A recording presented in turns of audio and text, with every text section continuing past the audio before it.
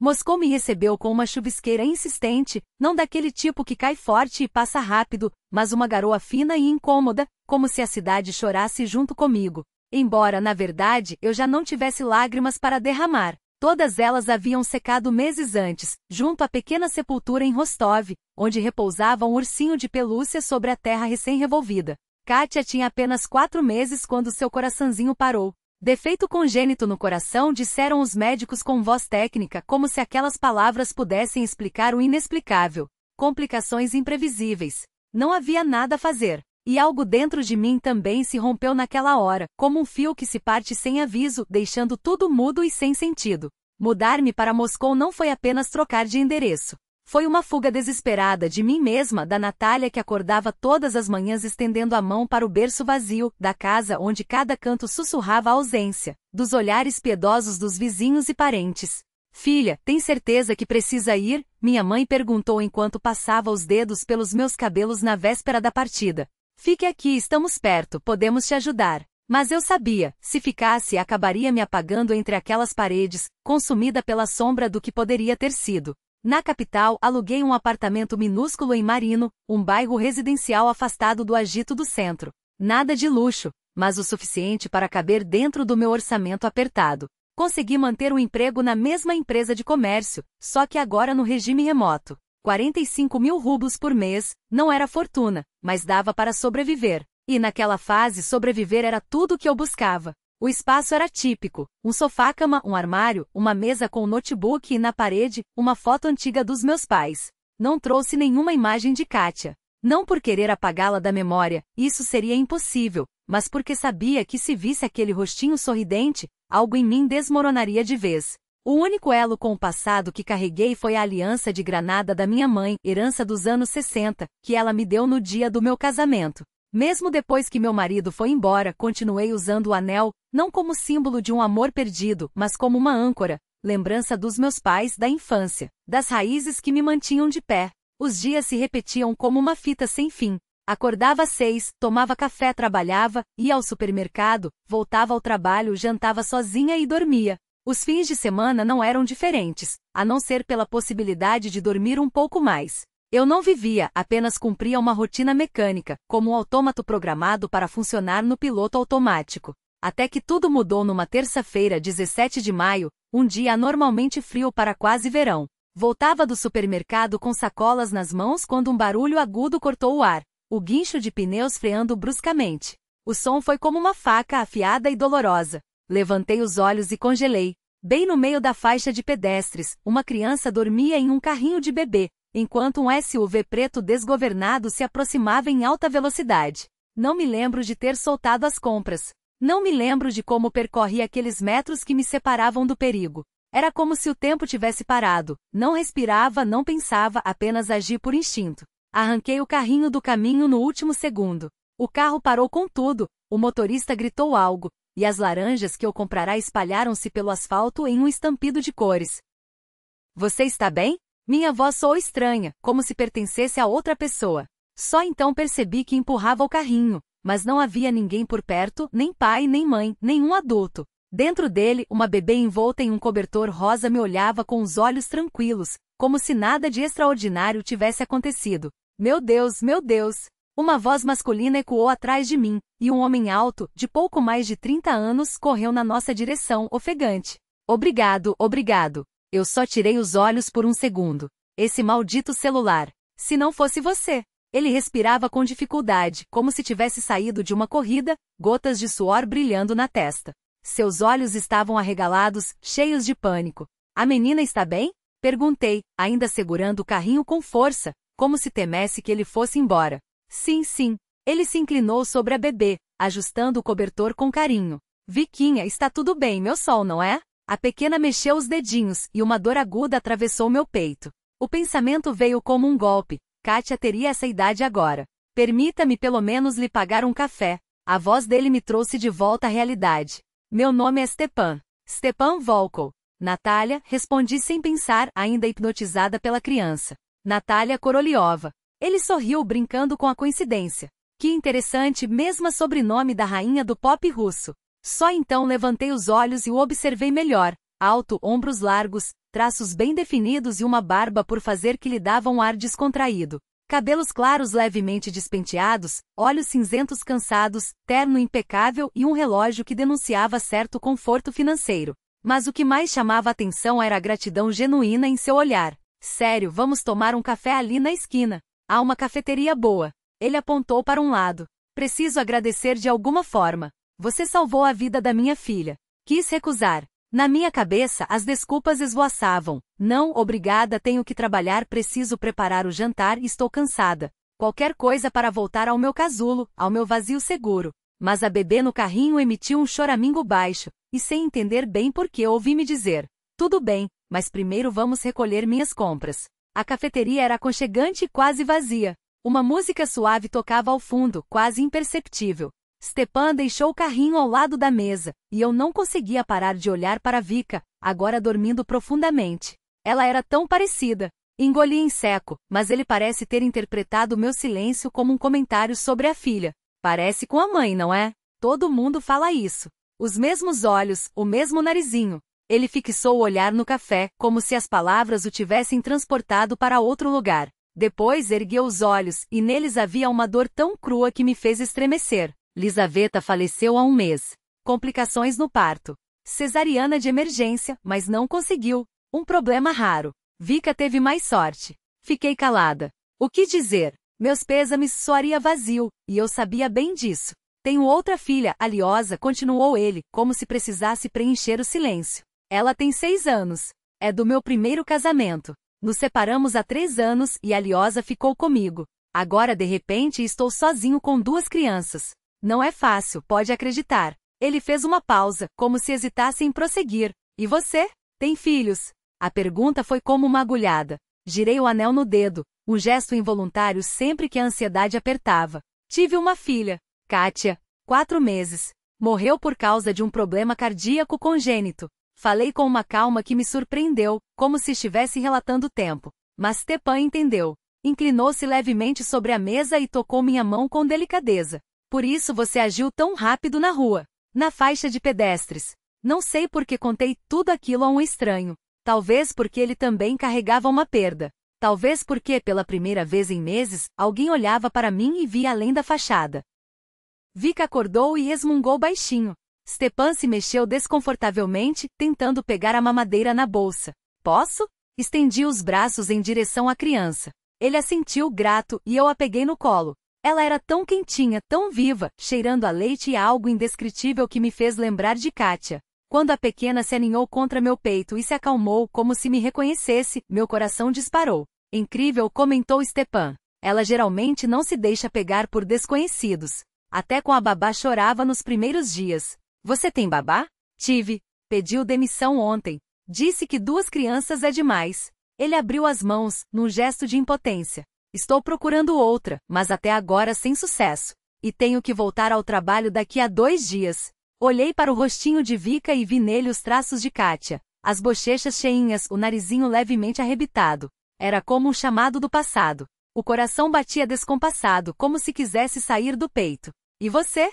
Stepan titubeou. Desculpe a indiscrição, mas faz tempo que trabalha em Moscou? Contei sobre a mudança, o trabalho remoto, o apartamento alugado. Ele ouvia com atenção, assentindo, até que de repente perguntou: você não poderia, sei lá, ajudar só por alguns dias?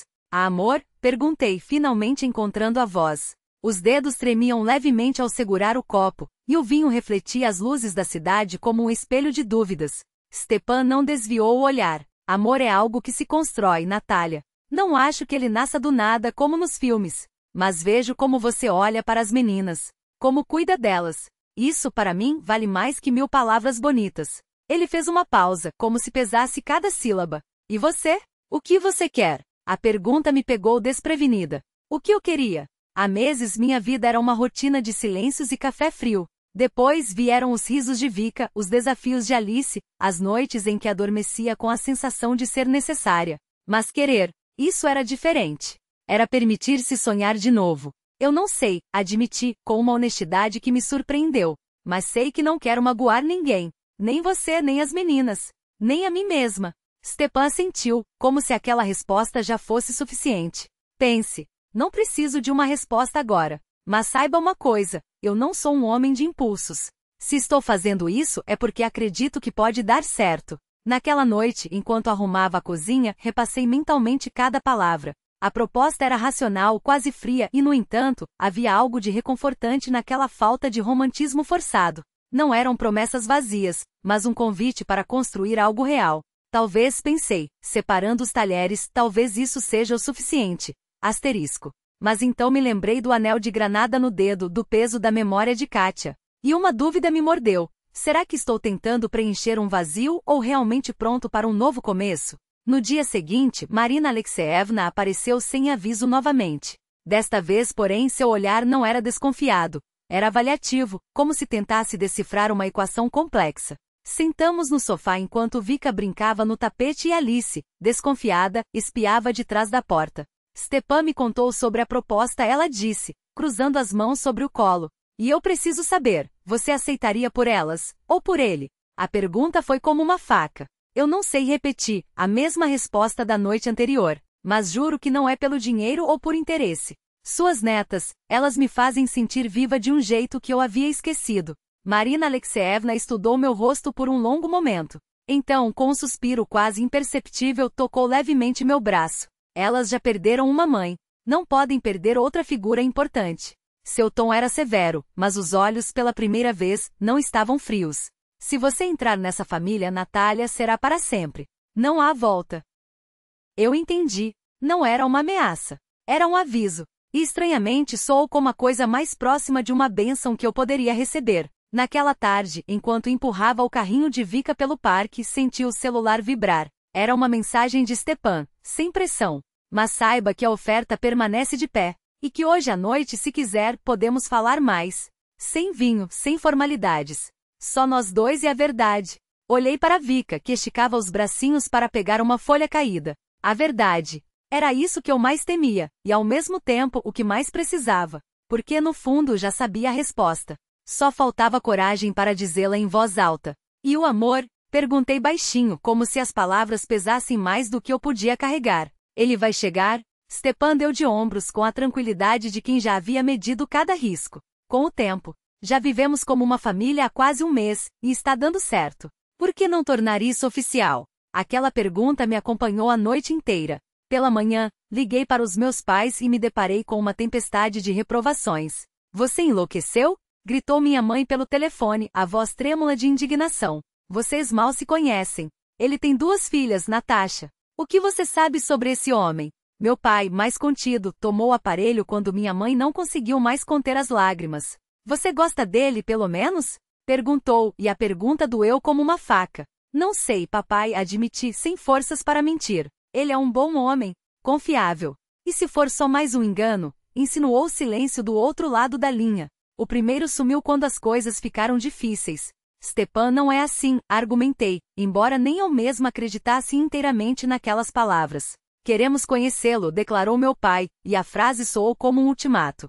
E aos pais dele também. Se você decidiu se casar com ele, então que seja, concordou minha mãe, finalmente, depois de longos minutos de discussão. Eles prometeram vir em 2 semanas. Stepan recebeu a notícia com a mesma calma de sempre. Claro, vamos nos conhecer. Tudo dentro das regras, tudo oficial. Mas naquela noite, quando assinamos os papéis no cartório, fiquei sentada junto à janela do quarto de visitas, observando meu reflexo no vidro escuro. Do outro lado da parede, Vika respirava suave em seu sono. Em algum canto da casa, Aliosa assistia a um conto de fadas com Stepan antes de dormir. Apertei o anel de granada de minha mãe entre os dedos, fazendo-o girar sob a luz fraca. Você vai usá-lo com orgulho, filha, ela me dissera certa vez. É o símbolo da nossa família, da nossa linhagem. Um dia, você o passará para sua filha. Naquele momento, senti que o anel era mais do que um adorno. Era uma bênção silenciosa para aquele casamento estranho, como se todas as mulheres da minha família bisavó, avó ou mãe sussurrassem em uníssono. Faça o que deve ser feito. Proteja as crianças. Continue o legado. Pela janela aberta, entrava o perfume das flores de verão e o murmúrio distante da cidade. Fitei a escuridão e me perguntei, talvez esta seja a minha última chance de felicidade. Não a felicidade dos sonhos juvenis, cheia de paixão e promessas, mas uma felicidade real, quente, feita de risos infantis pela manhã e do peso de um corpinho pequeno nos meus braços. Eu aceito, murmurei para meu reflexo, como um juramento solene. Por Vika. Por Aliosa. E quem sabe, um pouco por mim mesma. O restaurante para o encontro das famílias foi escolhido por Stepan, um lugar italiano, com luzes amenas e garçons excessivamente polidos. Eu estava tão nervosa que não conseguia engolir um único pedaço do antipasto enquanto esperávamos meus pais chegarem. Vai dar tudo certo, Stepan cobriu minha mão com a sua, os dedos firmes como sempre. São pessoas boas, só um pouco, tradicionais. Os pais dele apareceram primeiro, pontuais como um relógio suíço. Oleg Ivanovich, alto, ereto, com fios prateados nas têmporas e um olhar penetrante que parecia dissemar tudo ao redor. Tamara Vitalievna, impecável como uma modelo de revista para damas abastadas. Cabelo arrumado sem um fio fora do lugar, colar de pérolas ao pescoço. Stiopa, querido, ela beijou o filho na face, deixando uma marca quase imperceptível de batom. Depois, voltou-se para mim. Esta deve ser Natasha, minha futura nora. Stepan nos apresentou. Muito prazer, estendi a mão, mas Tamara Vitalievna apenas roçou os dedos nos meus, como se evitasse contato demorado. Igualmente disse, sem um sorriso. Oleg Ivanovich limitou-se a um aceno curto, como se eu fosse uma funcionária menor do filho, e não sua futura esposa. Meus pais chegaram 15 minutos atrasados. Não conseguia achar vaga no estacionamento, justificou meu pai, ofegante, enquanto minha mãe me abraçava com força, como se quisesse me proteger de algo. Meu pai apertou a mão de Stepan com uma intensidade que o fez contrair os lábios. Finalmente conhecemos o homem que levou nossa filha tão depressa, disse, sem rodeios.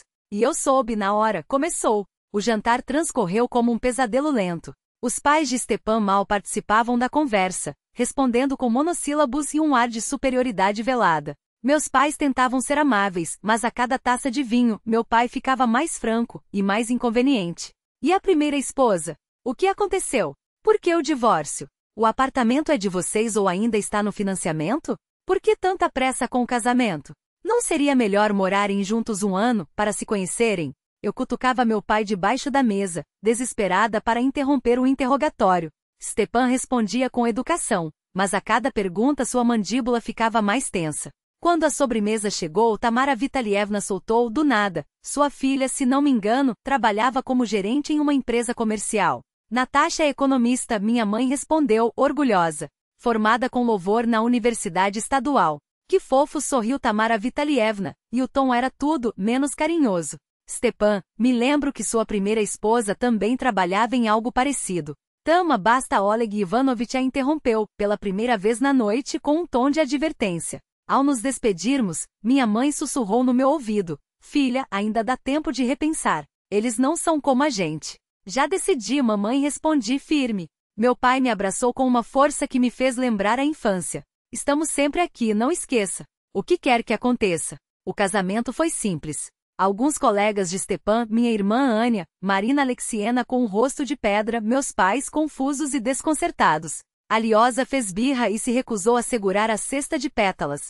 Vika dormiu a cerimônia toda nos braços da avó. Eu usei um vestido branco comprado na véspera, em um shopping comum. Arrumei o cabelo sozinha. Nada de extraordinário, apenas algumas flores brancas presas no coque alto. No dedo, o anel de granada da minha mãe brilhava, a única joia que usei naquele dia. Stepan estava impecável no terno azul escuro, com um sorriso perfeito e o olhar seguro. Quando trocamos as alianças, suas mãos estavam quentes e secas, as minhas frias e úmidas de nervosismo. Declaro-os marido e mulher, anunciou o funcionário do cartório. Podem beijar a noiva. Foi nosso primeiro beijo de verdade, rápido, formal, sob o clarão das poucas câmeras presentes.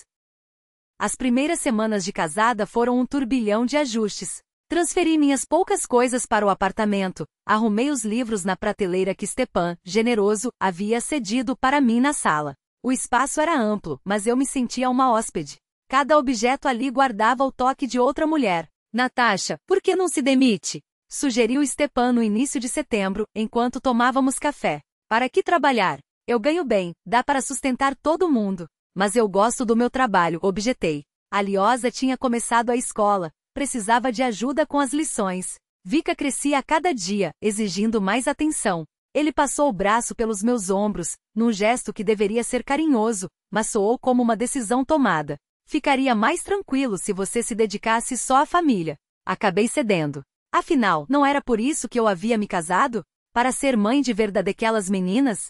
Só um mês depois descobri por acaso que o apartamento onde morávamos não pertencia a Stepan, mas a Marina Alexievna. Ela apareceu sem avisar, com os papéis para assinar. É o seguro do imóvel, explicou a ele. O prazo está vencendo, precisa renovar. Quando ela saiu, perguntei. Pensei que o apartamento fosse seu. É temporário, ele desdenhou. Era da Lisa, herdado do pai dela.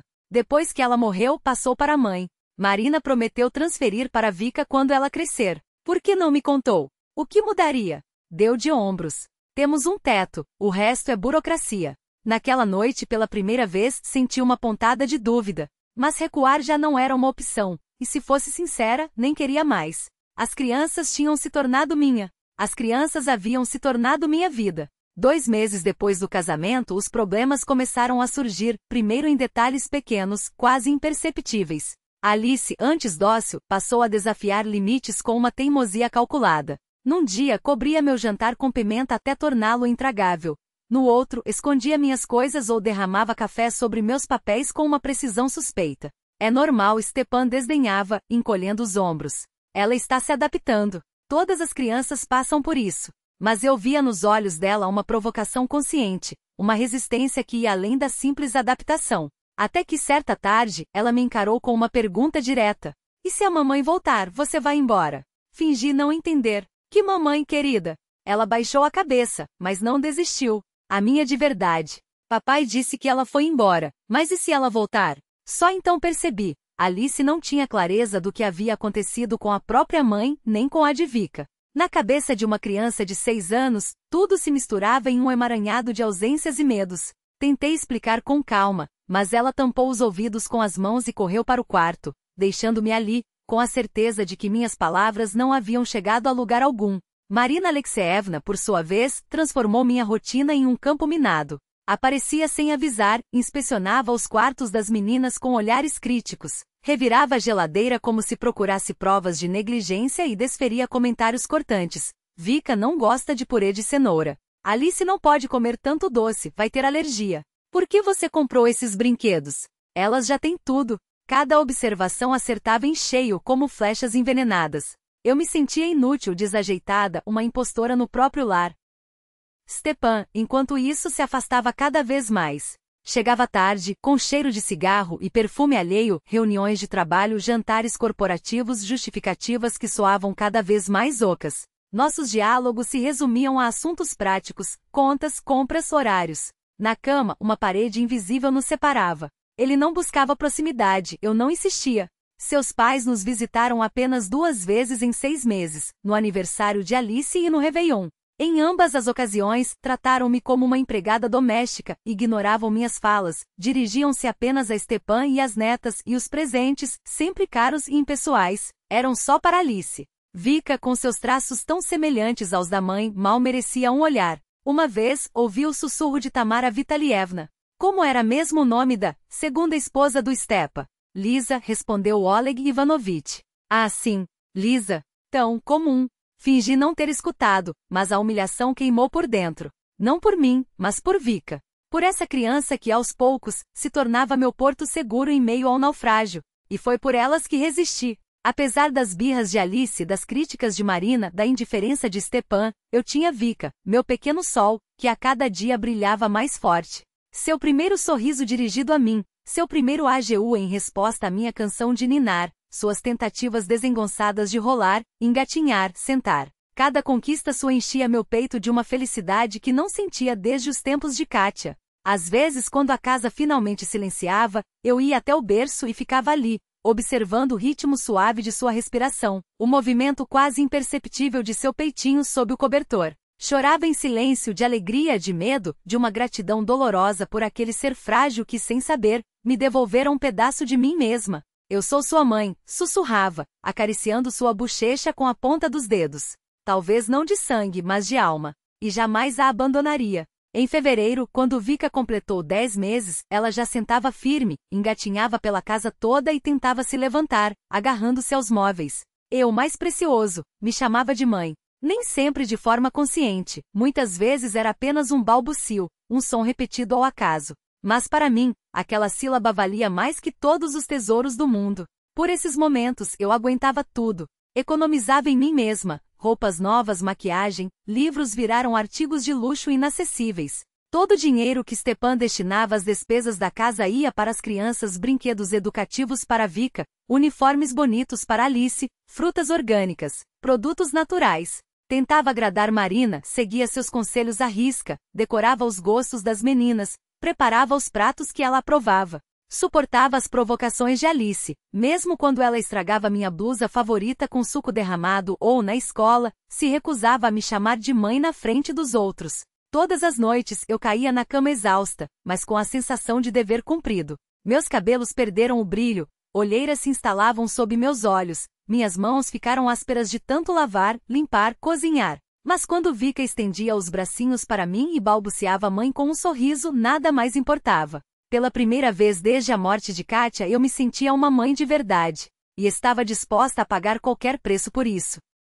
Março chegou úmido e cinzento. Chuviscos intermitentes se misturavam à neve derretida, transformando as calçadas em um lamaçal sujo. O clima dentro de casa espelhava o de fora, instável, pesado, carregado de uma tensão que parecia prestes a explodir. Stepan passava ainda mais tempo fora, justificando-se com uma negociação crucial. Alice, rebelde, recusava-se a fazer lições, espalhava objetos pela casa como se quisesse marcar território. Vika, sensível ao clima hostil, dormia mal e choramingava sem motivo. Eu, por minha vez, me agarrava aos últimos fios de força, tentando manter a fachada de uma família funcional, sorria quando Stepan avisava que não jantaria em casa, limpava em silêncio os cacos do prato que Alice quebrara sem querer e embalava Vika nas noites intermináveis, escondendo meu próprio cansaço e desespero. Até que chegou o dia que mudaria tudo. Era meia-tarde de março quando Alice voltou da escola irritada com uma nota vermelha no caderno. Vamos estudar um pouco?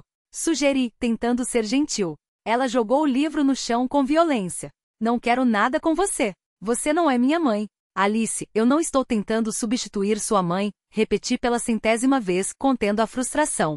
Só quero ajudar. Mentira! Gritou, os olhos brilhando de raiva. Você quer ficar com meu pai e com a Vika. Quer que eles gostem só de você. Começou a atirar objetos pelo quarto, cadeiras tombadas, livros arremessados contra a parede. Quando pegou a moldura com a foto de Stepan segurando Vika, ainda bebê, meu coração gelou. Alice não. Late demais. A moldura voou contra a parede, o vidro estilhaçou-se, a foto amassou-se no chão. Alice ficou paralisada, olhando para o estrago, até que um choro convulsivo tomou conta dela. Aquele choro desesperado de criança que pela primeira vez, teme a própria fúria. Ajoelhei-me ao seu lado e a puxei para perto, mesmo enquanto ela se debatia socando meu peito. Não a soltei. Até que de repente seu corpo relaxou contra o meu, e ela enterrou o rosto no meu ombro, soluçando. Eu quero minha mãe. Eu sei, minha querida, murmurei, acariciando suas costas trêmulas. Foi então que a porta se abriu. Marina Alexeevna estava ali, imóvel, observando a cena. O quarto destruído, a neta chorando, a foto de sua filha rasgada no chão. Seu rosto endureceu. O que está acontecendo aqui? Alice se soltou de mim e correu para os braços da avó. Vó, me leva embora. Não quero morar aqui. Alicinha, isso é só um mal-entendido. Tentei explicar, levantando-me com dificuldade. Mal-entendido? A voz de Marina tremia de uma fúria contida. Tudo isso é um mal-entendido desde o início. Eu avisei o Stepan que seria um erro. Ela apertou Alice contra si e ordenou seca. Vá para o seu quarto, minha filha. Arrume suas coisas. Você vem comigo. E a Vika? Perguntou a menina hesitante. A Vika também, cortou Marina, sem olhar para mim. Quando Alice saiu, ela se virou em minha direção. Seus olhos, os mesmos de Stepan, ardiam com uma dor tão profunda que me ardiam com uma fúria tão cortante que, sem querer, recuei um passo. Sua voz, no entanto, saiu baixa e controlada como um veredito. Eu lhe dou uma semana. Uma pausa pesada. O ar entre nós ficou denso. Uma semana para sair. Este apartamento é meu, e tenho todo o direito de desalojá-los. A ambos. O nome dela escapou dos meus lábios antes que eu pudesse impedi-lo, trêmulo de desespero. Marina Alexeevna, por favor, vamos conversar. Conversar? Ela riu, um som amargo e sem alegria. Sobre o quê? Sobre como você está destruindo a vida das minhas netas. Meu coração bateu mais forte. Alice está infeliz, e Vika, sua voz falhou por um instante. O que será dela quando você e Stepan cansarem dessa brincadeira de família e cada um seguir seu caminho? Engoli em seco, firme apesar do tremor nas mãos. Eu não vou a lugar nenhum. Seus olhos se estreitaram. Ama elas? A palavra soou como uma acusação. Você não é capaz de amar crianças que não são suas. Só queria um marido com apartamento e renda estável. As crianças? Ela deu de ombros, cruel. Um acessório inevitável. Aguente pelo resto. Cada sílaba doía como uma faca. Era tão injusto, tão profundamente errado, que o ar ficou preso na minha garganta. Olhei para aquela mulher de rosto impassível e de repente senti algo se romper dentro de mim. A barragem que eu havia construído com tanto esforço nos últimos meses desabou. Você não sabe nada sobre mim, sussurrei, a voz quebrada. Absolutamente nada. E então, pela primeira vez em anos, comecei a falar. As palavras jorraram como uma enchente depois de uma tempestade. Contei sobre Kátia. Sobre o dia em que ela nasceu, seu primeiro sorriso, o diagnóstico que mudou tudo. Sobre os hospitais, as noites em claro, o cheiro antisséptico que nunca mais sairia da minha memória. Sobre a última noite quando segurei seu corpinho já frio nos braços, incapaz de acreditar que aquele era o fim. Sobre o apartamento vazio em Rostov, onde cada canto gritava sua ausência, onde os dias se arrastavam sem sentido e as noites eram um pesadelo de silêncio. Falei sem parar, as frases se misturando com soluços, as lágrimas escorrendo sem controle. Era como se ao romper aquele dique toda a dor que eu havia contido por tanto tempo finalmente encontrasse saída. E quando mencionei Vika, como sua risada me lembrava a de Kátia, como seu jeito de franzir a testa era igualzinho ao da minha filha, a voz falhou completamente. Eu sei que isso é loucura, confessei, as mãos trêmulas. Sei que ela não é minha, mas eu a amo, entende? Amo de um jeito que dói. E a Alice também. Ela me lembra, engoli o choro. Ela me lembra eu quando criança. Teimosa, rebelde, mas por baixo de tudo isso tão frágil. O silêncio que se seguiu foi pesado. Só então percebi que Marina Alexeyevna estava sentada ao meu lado no sofá. Não me lembrava de tê-la visto se aproximar. Seu rosto já não era mais uma máscara de gelo. Havia algo ali, uma rachadura, uma dor antiga que finalmente vinha à tona. Eu também tive um filho, disse ela tão baixo que mal consegui ouvir. Antes da Lisa. Nasceu no 7º mês, pesava menos de 1 quilo. Seus olhos se perderam em algum ponto distante, como se revivesse tudo aquilo. Viveu 2 dias. A respiração dela falhou. Era 1990. A medicina não era como hoje. O colocaram num daqueles incubadores antiquados. Ela cerrou os punhos até os nós dos dedos ficarem brancos. Nem sequer pude segurar direito. Nem vivo nem, sua voz sumiu. Disseram que foi enterrado como manda o protocolo. Mas até hoje não sei onde. O peso daquelas palavras me esmagou. Porque eu entendia. Oh, como eu entendia. Estendi a mão e toquei seu ombro com cuidado. Ela não se afastou. Quando a Lisa nasceu, continuou, a voz rouca, eu não dormia. Verificava se ela respirava a cada hora. Alimentava no relógio sem nenhuma flexibilidade. Meu marido dizia que eu a sufocava com tanto cuidado, mas eu não conseguia agir diferente. Seu queixo tremeu. E mesmo assim, um soluço abafado. Mesmo assim, ela se foi ao dar à luz a Vika. E de novo não pude me despedir. Quando cheguei ao hospital já a estavam preparando. Ela fechou os olhos. O rosto coberto. O corpo debaixo de um lençol. Pela primeira vez vi lágrimas em seus olhos. Não caíram, mas estavam lá brilhantes, prestes a transbordar. Apertei sua mão com força. Eu não estou tentando substituir a Lisa. Ninguém poderia. Mas juro a você, minha voz não tremia mais, farei tudo para que suas netas sejam felizes. Ela me olhou por um longo tempo, como se me visse pela primeira vez. Então, devagar, assentiu. Acredito em você. Um suspiro profundo. Agora acredito. Ficamos em silêncio, mãos entrelaçadas. 2 mulheres unidas pela dor mais cruel que existe, a perda de um filho. Naquele momento, idade, origem, educação, nada disso importava. Havia algo maior nos conectando. Perdoe-me, murmurou ela por fim. Fui cruel. Injusta. Você só estava protegendo suas netas, respondi, a voz suave. Assim como eu.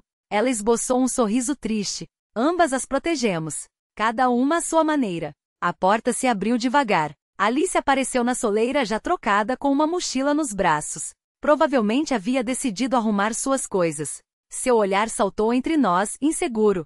Vovó, estou pronta, disse hesitantemente. Marina Alexeyevna endireitou as costas. Alice, guarde a mochila. Nós ficamos. Mas você disse. Vem aqui, querida. Ela bateu no espaço entre nós no sofá. Alice se aproximou desconfiada e sentou. Marina a abraçou pelos ombros. Sabe por que a Natasha ama tanto você e a Vika? A menina balançou a cabeça. Porque ela também teve uma filha. Pequenina como a Vika. Minha respiração falhou, mas ela foi embora para o céu como sua mãe e a mãe da Vika. Os olhos de Alice se arregalaram, fixos em mim. É verdade? Assenti, incapaz de falar. E a Natasha sente muita, muita saudade dela, continuou Marina. Assim como você sente da sua mãe. Assim como eu sinto da sua tia Lisa. Ela apertou a neta contra si. Por isso ela abraça tanto a Vika. Entende? Cada vez que a abraça é como se uma parte da dor sumisse. Alice refletiu, séria. Depois, num gesto súbito, escorregou do sofá e veio até mim. Seus braços finos se enrolaram no meu pescoço. Desculpa por ter gritado, murmurou. E por ter quebrado a foto. Abracei-a com força, sentindo nó na garganta. Tudo bem, meu amor. Vamos consertar a foto juntas. Mais tarde, já na cozinha, tomávamos chá. Vika havia acordado e agora dormitava nos meus braços, enquanto Alice ajudava a arrumar a mesa, mais animada do que de costume. Marina contava histórias da Lisa criança, teimosa, mas de coração enorme, que agia primeiro e pensava depois. Ela era especial, disse, e pela primeira vez seu rosto se iluminou ao falar da filha. Quando Alice foi se preparar para dormir, Marina tirou um envelope da bolsa. Quero que você fique com isto. Dentro, uma foto Lisa no hospital com a recém-nascida Vika nos braços. Seu sorriso era puro, radiante, o de uma mãe que ainda não sabia que aquelas seriam suas últimas horas. Ela gostaria que suas filhas tivessem uma mãe que as amasse, disse Marina, a voz embargada. Agora sei que você é essa pessoa. Segurei a foto com cuidado, como se fosse um tesouro frágil. Obrigada. Vou guardá-la para Vika. Ela sentiu então, de repente, levantou-se com determinação. Tirou o casaco escuro, revelando uma blusa azul clara por baixo. Era a primeira vez que a via usando algo que não fosse preto. Chega de luto, declarou, firme. Amanhã mesmo vou me livrar dessas roupas pretas. Seu olhar encontrou o meu. É hora de viver de verdade. Ao se despedir, me abraçou pela primeira vez sem formalidade, um abraço forte e sincero. Cuide delas. Cuide de si mesma. E ligue se precisar de algo. Fiquei observando enquanto ela se dirigia ao elevador, as costas eretas, a cabeça erguida. Uma mulher que havia atravessado o inferno e contra todas as probabilidades. Encontrou dentro de si forças para seguir em frente. Aquela noite fiquei muito tempo parada junto à janela, observando a cidade adormecida. Uma leveza incomum que não sentia há tempos preenchia meu peito. Sem esperar, havia encontrado não apenas uma aliada, mas talvez até uma amiga em Marina Alexeevna. Após nossa conversa decisiva em março, tudo mudou. Era como se a nuvem pesada que pairava sobre a casa finalmente se dissipasse, deixando entrar raios de sol há tanto esperados. Alissa parou com as crises, não destruía mais objetos e, aos poucos, passou a confiar em mim. Pedi ajuda com as lições, especialmente com a leitura. Tropeçava nas palavras difíceis, e nós passávamos horas juntas, decifrando cada sílaba. Olha aqui, eu explicava, deslizando o dedo pela linha. Essas letras estão se fingindo de outros sons. É como se fossem espiãs disfarçadas. Ela ria, e aquele riso claro, sincero, aquecia meu coração. Marina Alexeevna, fiel à sua palavra, abandonou o luto. Passou a usar vestidos claros, blusas leves, um toque discreto de maquiagem. Seu caráter, antes rígido como o inverno, pareceu derreter junto com a neve da primavera. Sorria mais, fazia piadas, trazia doces caseiros e brincava com as netas. Sabe, Natasha, disse certa vez, enquanto preparávamos o jantar juntas, só agora percebi que não estava vivendo, apenas sobrevivendo. Me afoguei tanto na dor que deixei de enxergar a vida ao redor. Apertei sua mão em silêncio. O que dizer? Eu também havia percorrido aquele caminho, do entorpecimento da perda ao retorno tímido, mas persistente, à vida. Vika crescia a olhos vistos. Em abril, deu os primeiros passos sozinha. Em maio já corria pela casa, gargalhando, tentando pegar os reflexos de luz na parede. Cleto começou a falar, primeiro palavras soltas, depois frases curtas. Mamãe, olha, quero água, vamos passear? Anotava cada novidade em um caderninho, como se fossem pérolas a serem guardadas para sempre. Em agosto, quando celebramos nosso aniversário de casamento, Vika já falava frases completas, e Alissa havia sido promovida para o segundo ano com boas notas. A festa foi simples, sem restaurantes caros ou presentes extravagantes, mas com sorrisos verdadeiros e um bolo caseiro que fizemos juntas. Pela nossa família, disse Stepan, erguendo a taça de champanhe. Porque cada prova só nos tornou mais fortes. Olhei para ele através da mesa e pensei, será que tudo finalmente se ajeitou? Será que afinal nos tornamos uma família de verdade? Mas lá no fundo, uma inquietação vaga já começava a arder. Os primeiros sinais de alerta apareceram na primavera, mas eu os ignorei com cuidado. Stepan passava mais tempo no trabalho, chegava depois da meia-noite, com cheiro de cigarro e álcool de reuniões corporativas. Querida, você entende. De manhã, saía quase sem beijar as meninas. À noite, desabava no sofá, alegando cansaço.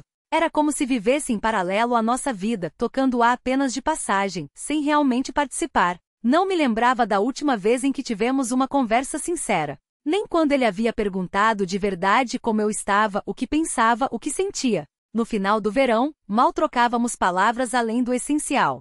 Stepan, não esqueça de pagar a conta de luz. Stepan, Alissa precisa de um novo uniforme. Stepan, a geladeira quebrou. Chama um técnico. Meu aniversário em julho? Ele esqueceu, lembrou-se só à noite e me entregou, apressado, uma caixa de bombons comprada no supermercado da esquina. No aniversário de casamento deu um buquê padrão, sem cartão. Evitava qualquer intimidade. Hoje não, minha cabeça dói, estou com dor nas costas, tô exausto. Não insisti. Que paixão poderia haver onde nem um pouco de atenção existia? Mas o mais estranho era sua indiferença pelas filhas. Antes, apesar de seus defeitos, Stepan era um pai presente. Agora, parecia ter esquecido que elas existiam. Não perguntava sobre as notas de Alissa, não celebrava as novas habilidades de Vika. Papai, olha, aprendi a tocar esta música. Alissa o puxava até o piano que havíamos comprado a pedido de Marina Alexeevna. Depois, querida, o papai está cansado, respondia, sem tirar os olhos do celular. Observava aquelas cenas com um nó cada vez mais apertado no estômago. Algo estava errado. Algo mudava e não para melhor. No início de setembro, quando Alissa começou o segundo ano e Vika completou 16 meses, Stepan chegou do trabalho incomumente animado. Tem uma novidade, anunciou durante o jantar. Uma passagem para o Egito, hotel 5 estrelas, tudo incluso. E por um preço ótimo. Um colega não pode ir e está vendendo com urgência. Soa incrível. Sorri. Quando a gente vai? Aí que está. Ele hesitou. A passagem é individual. Acho que mereço um descanso. Você sabe como este ano foi difícil. Fiquei paralisada com o garfo no ar, ou seja, você vai sozinho. Só 10 dias, abriu as mãos. Você dá conta. A Marina Alexeevna ajuda com as meninas. Algo gelou dentro de mim. Desconfiança. Magoa. Mas engoli o sentimento. Afinal, ele realmente havia trabalhado muito aquele ano. Talvez ele precise mesmo descansar, se recuperar, pensei. Claro que dou conta, respondi, mantendo a voz calma. Quando é o voo? Daqui a uma semana. Seu rosto se iluminou, claramente aliviado com minha reação. Sabia que você entenderia. Naquela noite, enquanto colocava Vika para dormir, reflete. Será que isso é para o bem? Talvez, ficando um tempo separados, possamos recomeçar? Quem sabe não era a chance de resgatar o que havíamos perdido na correria do dia a dia. Stepan viajou em meados de setembro. A despedida foi rotineira. Um beijo rápido no rosto, um abraço nas meninas, a promessa de trazer lembrancinhas. Nenhuma palavra carinhosa, nenhum gesto que denotasse saudade. Nos primeiros dias, ligava pontualmente de manhã e à noite, contando sobre a praia, os passeios, os restaurantes, perguntando como estávamos. Mas as conversas eram breves, formais. No final da semana, as ligações ficaram mais raras, as desculpas mais criativas. A conexão está ruim, a excursão acabou tarde, acabou a bateria. Não dei importância. Eu, as meninas e Marina Alexeevna estávamos nos divertindo. Passeávamos no parque, íamos ao zoológico, assávamos bolos. Sem Stepan, a casa parecia até mais tranquila. Ninguém batia portas, não havia resmungos por causa de brinquedos espalhados, nem o zap-pen interminável da TV. Sabe, Natasha, disse-me Marina Alexeevna certa tarde, enquanto tomávamos chá na cozinha depois de colocar as crianças para dormir, há muito tempo queria falar. Stepan mudou muito ultimamente. Você também notou? Afastei a xícara. Pensei que fosse impressão minha. Não é, e balançou a cabeça. Ele está distante, como se seus pensamentos estivessem em outro lugar. Problemas no trabalho, talvez? Fiz a pergunta sem convicção, mas pelo olhar dela, entendi que compartilhávamos a mesma suspeita. O telefonema de Ania veio no 8º dia de ausência de Stepan. Minha irmã mais nova, estilista excêntrica e impulsiva, havia ganhado uma viagem ao Egito em um concurso profissional. Natasha, não vai acreditar. Sua voz vibrava de empolgação. Estou no mesmo hotel que seu marido. Sério? Surpreendi-me. Por que não me disse antes? Acabei de vê-lo. Falava rápido, atropelando as palavras. No bar do lobby. Quis cumprimentá-lo, mas, enfim, ele não está sozinho. Meu coração deu um salto. No que sentido? No literal. Havia compaixão em sua voz. Uma garota de uns 20 anos, pernas até o pescoço, decote até o umbigo. Estavam abraçados, se beijando. O nome dela era Taneka. O mundo parou. Um zumbido surdo encheu meus ouvidos. Manchas escuras dançaram diante dos meus olhos. Tem certeza? Consegui espremer a voz rouca como se não fosse minha. Talvez tenha se enganado? Uma irmãzinha? Suspirou Ania, e eu soube, antes mesmo que ela terminasse, que não havia engano. Nunca faria isso, Natasha, mas tenho certeza. É o Stepan. E eles, sua voz tremeu levemente, não se conhecem de ontem.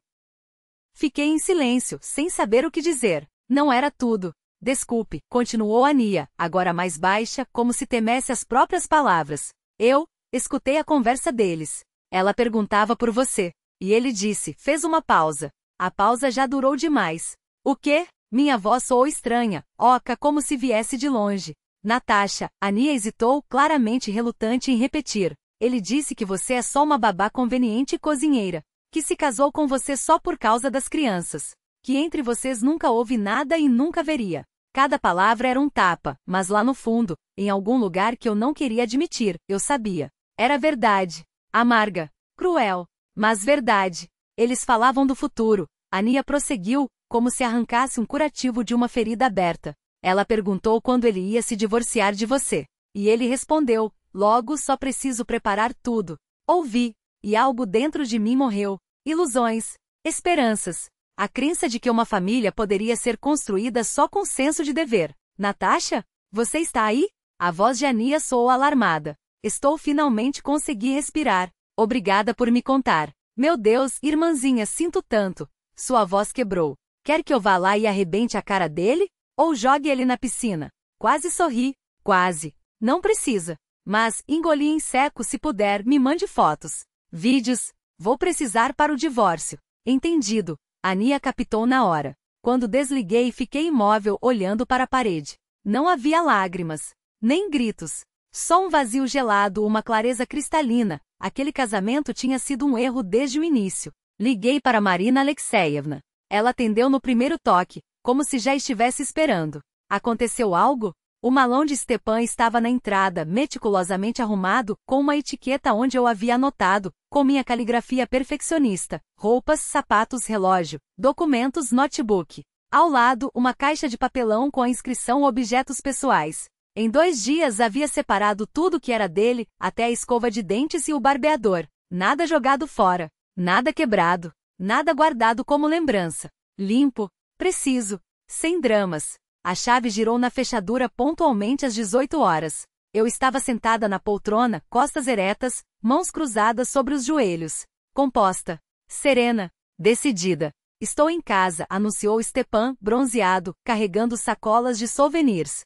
Seu olhar foi do malão para mim. O sorriso desapareceu lentamente do rosto. O que está acontecendo? Olá, Stepan. Minha voz saía firme, sem um tremor. Fico feliz que tenha descansado. Bem-vindo de volta. E adeus. Não entendo, franziu a testa. Que brincadeira é essa? Não é brincadeira. Levantei-me. Sei tudo sobre a Taneka, sobre o romance de vocês, sobre como você me chama de babá e cozinheira. Não precisa negar. Tenho fotos, vídeos, testemunhas. Ele empalideceu, depois ruborizou. Abriu a boca para dizer algo, mas eu levantei a mão. Não diga nada. Só saia. Os papéis do divórcio já estão prontos. O advogado está esperando. Você não pode simplesmente me expulsar. Finalmente encontrou a voz. Esta é minha casa. Incorreto. Marina Alexeyevna surgiu da cozinha, impecável em seu terno cinza claro, cabelo perfeito, olhar intransigente. Esta é minha casa. E apoio totalmente a decisão da Natasha. Stepan alternou o olhar entre nós duas, incrédulo. Vocês conspiraram contra mim? Pelas minhas costas? Assim como você conspirou com a Taneka pelas minhas costas? Perguntei, baixa. Ele tentou se recompor, dar um passo à frente, a voz assumindo um tom conciliador. Natasha, vamos conversar. Foi um erro. Um momento de fraqueza. De 6 meses, tirei o celular do bolso e mostrei as capturas de tela que Ania havia me enviado. Casei com ela só por causa das crianças. Ela não significa nada para mim. São minhas palavras? Ele baixou a cabeça. As meninas estão com os meus pais, continuei. Voltam amanhã. Até lá, quero que você não esteja mais aqui. Suas visitas serão agendadas pelo juiz. Você não pode me tirar as filhas. Havia pânico em sua voz agora. Não estou tirando. Balancei a cabeça. Você abriu mão delas quando preferiu se divertir com a amante a cuidar da família. Quando deixou de se importar com a vida delas. Quando perdeu os primeiros passos da Vika e a primeira nota 10 da Lisa. Ele ficou parado, os braços caídos ao lado do corpo. Então, de repente, avançou, agarrou meus ombros. Você não pode fazer isso comigo. Não depois de tudo que fiz por você. E o que exatamente você fez por mim, Stepan? Olhei-o nos olhos. Me deu um teto? Não é seu. Me sustentou? Eu gastei quase todo o meu salário com suas filhas. Me amou? Um riso seco escapou. Não, nunca me amou. Ele me soltou, recuou. Por um instante vi algo como respeito, ou talvez só espanto, em seus olhos. Pegue suas coisas e vá, disse, quieta. O resto, os advogados resolvem. Quando a porta se fechou atrás dele, Marina Alexeyevna aproximou-se e me abraçou com força. Você foi incrível. Sua voz era firme, orgulhosa. Conseguiu. Só então permiti que as lágrimas viessem. Não de dor, de alívio.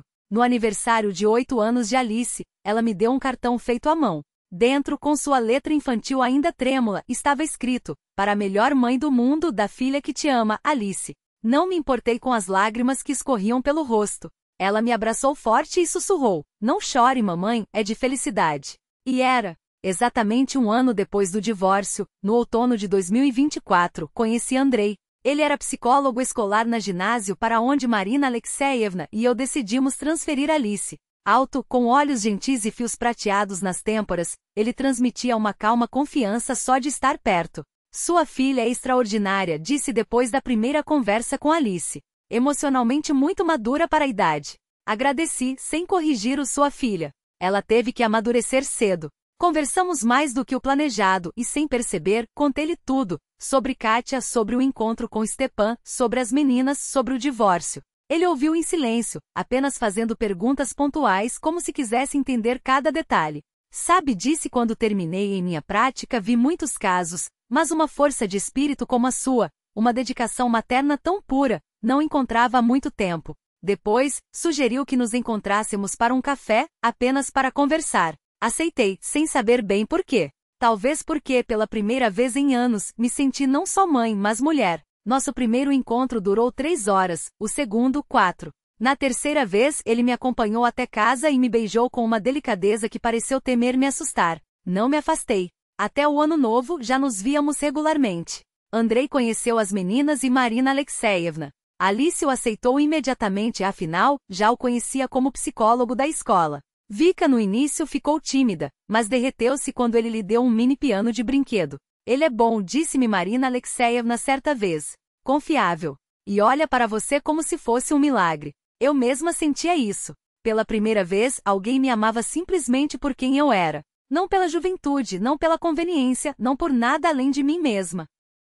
Naquele outubro, quando Alice completou 8 anos, presenteei-a com algo especial, o anel de granada de minha mãe. Mas ele é seu. Ela se surpreendeu, examinando a joia antiga. Agora é seu, respondi, ajudando-a a colocá-lo em uma corrente. Por enquanto, use no pescoço. Quando crescer, poderá usá-lo no dedo e um dia passá-lo para sua filha. Por que você me dá ele? Perguntou séria. Abracei-a com força, porque aquele anel era um símbolo de amor verdadeiro. Minha avó o deu a mim com estas palavras: use-o até encontrar quem o mereça, quem amar você de verdade. Encontrei esse amor em você, em Vika, em Andrei. Agora é sua vez de guardá-lo até achar o seu. Ela girou o anel entre os dedos, pensativa. Se eu usá-lo, a Kátia vai me ver. Fiquei paralisada com a pergunta. Por que acha isso? A vovó Marina diz que quem está no céu sempre nos olha, explicou, encolhendo os ombros. Talvez a Kátia também? Engoli o nó na garganta. Sim, querida. Acho que ela vê. E deve estar muito feliz por ter você e a Vika agora. Naquela noite, ao deitar as meninas, demorei-me mais que o habitual. Vika já resfolegava, abraçada ao urso de pelúcia. Alice ainda lia a corrente com o anel brilhando fracamente na luz do abajur. Mãe, o que foi? Notou meu olhar. Nada, meu amor, beijei sua testa. Só penso como sou feliz por ter vocês. Ela sorriu maliciosa. Eu também, afaguei seus cabelos. Agora durma. Amanhã o Andrei prometeu nos levar ao delfinário. Ao sair do quarto, apaguei a luz e encostei-me na parede do corredor. Uma onda de calor se espalhava pelo peito. Tranquila, certa, real, olhei para as meninas adormecidas. Agora elas são minhas filhas. Entendi então que às vezes é preciso perder tudo para encontrar a felicidade verdadeira. O anel de minha mãe no pescoço de Alice me lembrava: o amor não morre, apenas se transforma. E minha Kátia também vivia ali, no riso de Vika, em cada mãe que Alice murmurava, no calor daquele lar que reconstruímos. Elas te amam, você é o pai delas. Mas nosso casamento havia terminado, Stepan, definitivamente sem volta. Ele ficou em silêncio por um momento, depois sussurrou: fui um tolo, Natasha. Não valorizei o que tinha. Todos cometemos erros, respondi sem amargura. O importante é aprender com eles. Nos despedimos sem hostilidade, como dois seres cujos caminhos simplesmente se separaram. E isso, por si só, já era uma vitória, sobre o ressentimento, sobre a inveja, sobre as ilusões do passado. Marina Alexeevna também havia mudado. Floresceu, rejuvenesceu, começou a frequentar aulas de inglês e natação. Tornou-se uma avó de verdade para as meninas, não uma guardiã rígida, mas uma sábia conselheira e amiga leal. Sabe, Natasha, confessou-me certa noite, passei a vida inteira com medo de perder o controle. Mantive tudo sob rédea curta, meu marido, minha filha, a mim mesma. Mas descobri que a verdadeira força está em saber soltar, aceitar, perdoar. Agora, à noite, tomamos chá juntas e conversamos sobre as crianças, sobre a vida, sobre o que ficou para trás e o que ainda está por vir. Duas mulheres que atravessaram a dor da perda e aprenderam a renascer diferentes, mas surpreendentemente afinadas. Minha irmã Ania diz que mudei, mais serena, mais segura, como se finalmente tivesse encontrado meu lugar no mundo. Meus pais, que no início receberam o divórcio com apreensão, hoje admitem que fiz a escolha certa. Até meu pai fez amizade com Andrei. Agora saem para pescar juntos e discutem política como velhos companheiros.